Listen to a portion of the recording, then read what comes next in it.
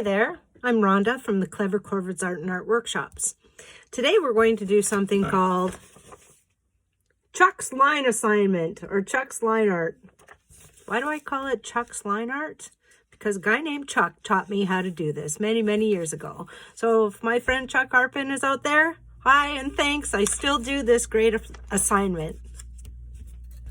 The great thing about this project is that you don't need a lot of art supplies.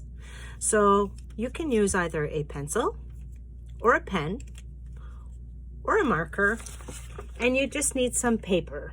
It can be lined paper, it can be plain paper, it can be colored paper. It's completely up to you. So go get those supplies and then we'll get started. The very first thing that you're going to do is you're going to draw a slightly wavy line right in the middle of your page.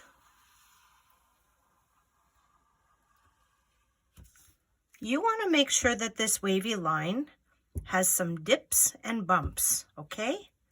Just a couple dips and bumps will do. That's your first step. Now, here's the challenge to this project. First, we're going to just do one side, okay? Just one side of our art piece. Every time you draw your line, it has to touch in the valley, but it has to go over the hill. Touch in the valley, over the hill. Let me show you what I mean. This line has to touch in the valley, but it has to go over this hill. But I'm going to a valley again, so it has to touch. I'm going to do it again. I have to touch in the valley, go over the hill, and touch in the valley. Touch in the valley, go over the hill, and touch in the valley. I'm going to keep on doing this until I go to the very end of the page. Touch in the valley, go over the hill, and touch in the valley. The thing is, I can change the space in between my lines so that they're really close together.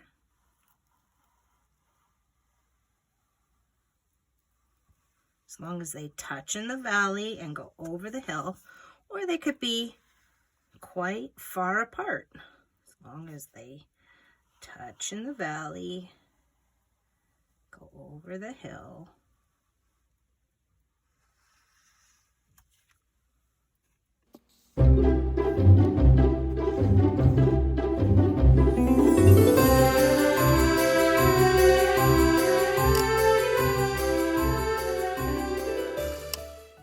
Now that I've done this side, I'm going to flip it over.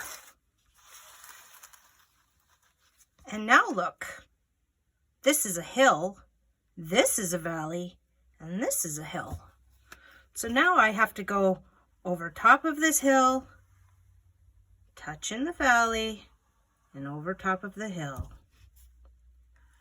Over top of the hill, touch the valley, and over the hill. I'm going to do this all the way down. I'll be right back.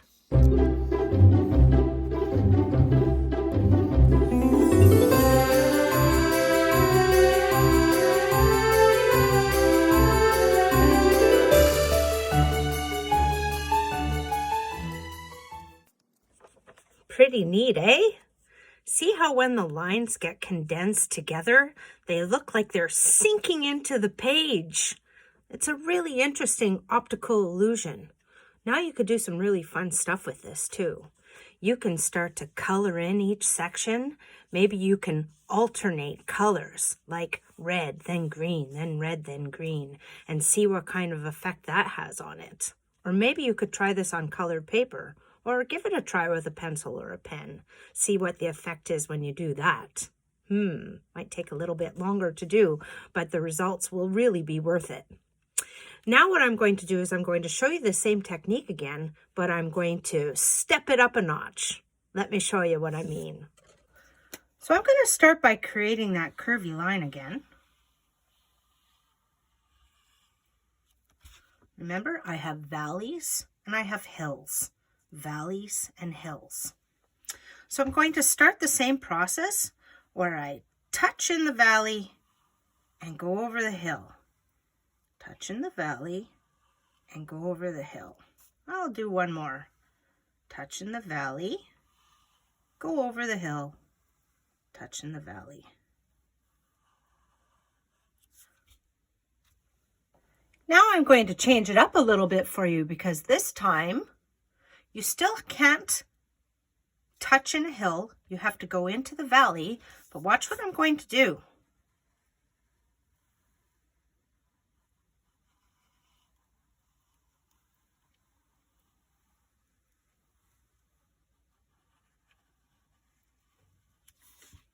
Do you see the difference between this line and that line? It still touches in the valley, still goes over the hill, but I've just made a line that has more valleys and hills.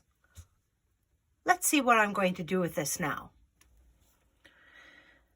I have to go over that hill and touch in that valley, and go over that hill and touch in that valley. Over the hill, touch in that valley. Over the hill, touch in the valley. Over the hill, touch in the valley. Over that little hill, but I got to touch in that valley. Over. Ooh. Let's see where this is going to take us.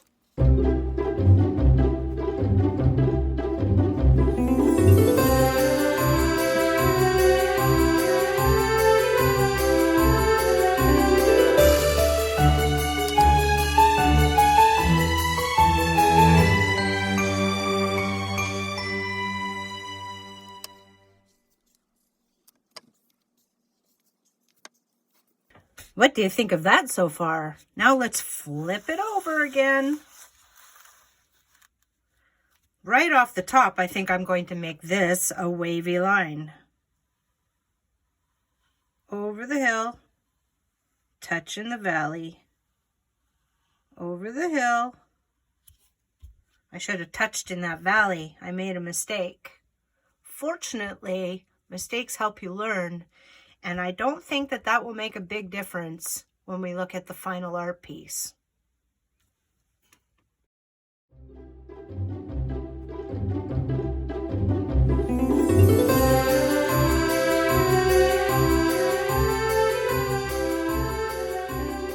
Now watch what I'm going to do to make it even more complicated.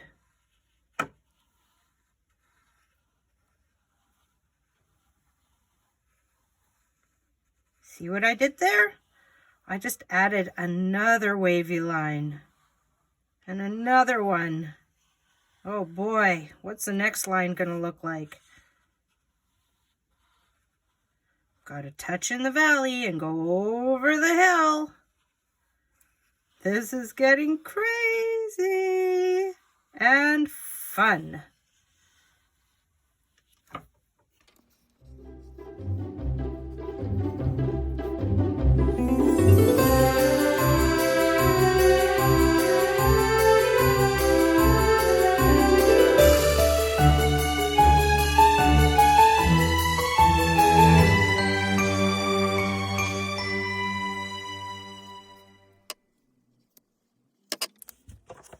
What do you think? Should I have it this way? This way? They start to look like shapes. That looks like a hand. Looks like tunnels and tubes. They look like they're going way far into the distance. Very, very interesting, unique optical illusion. If you're a little bit older and you know how to shade, you can do some really neat stuff with this too. Let me show you how. You can just use a pen and you could start to do some scribble shading. So wherever the lines are closer together,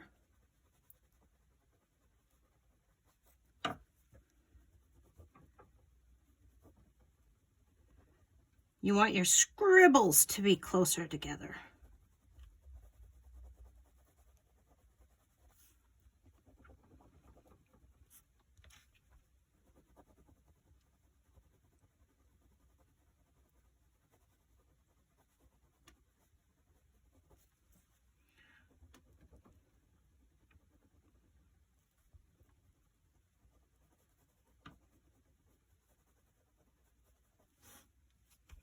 I'm going to keep on going with this.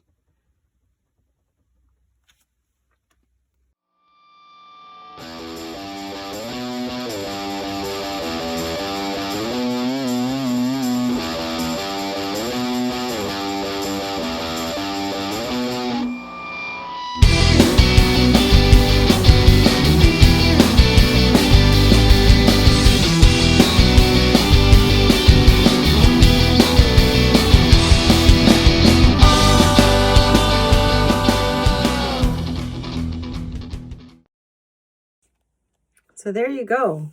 That's with scribble shading, and that's without. It's totally up to you what you decide to do. And I did this with a marker and a pen. So just to take a closer look, you could see that it's darker and more scribbled in areas where it looks like it's going deeper and deeper into the page, right? But I have even more challenges to share with you. And you can tell me whether you know what I did in these art pieces.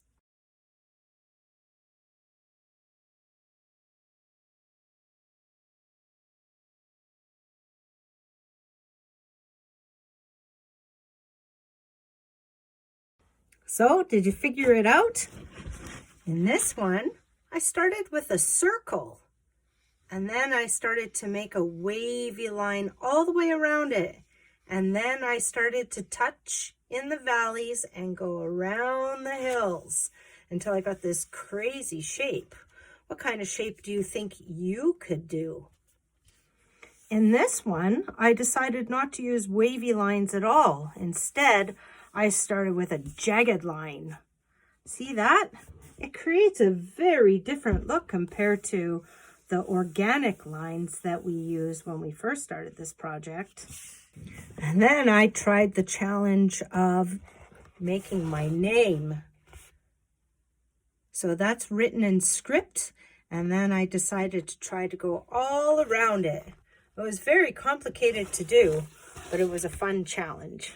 I like a challenge.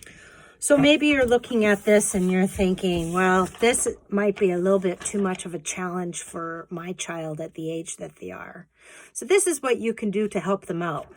You can either draw the lines lightly with pencil yourself, and then they can go over top of the lines with a marker or a crayon or a pen or any art supply that they want to use. Another thing that you could do is you can just hold their hand, and together you can do the lines until they get the feel for it, and talk through it while you go through the process of touching in the valley and going over the hill. And then remember, when you flip it over, that changes. You touch in the valley and you go over the hill.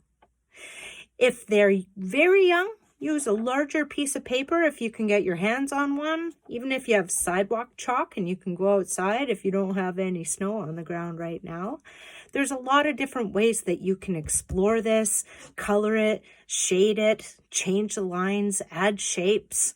What are you going to do to make Chuck's line assignment your own assignment? I really hope that you share your final results with me.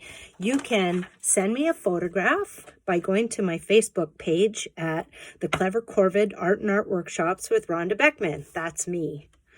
I'd like to give a very big thank you to Marnie Buffett and the Kenora Catholic School Board for supporting me in this project. I have a lot more to come, and they are also supported by the Ontario Art Council. So thank you very much. I look forward to seeing you again. Get out there, be creative, think art.